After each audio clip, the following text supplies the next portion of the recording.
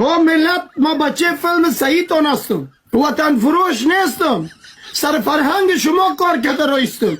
آنقدر برای ملت دوست دارم، من میفهمم آخه این دلای مردگه هم بیادر یک دفتر دوری داره. او ملت چرا پیش خدا شرمنده میسازین؟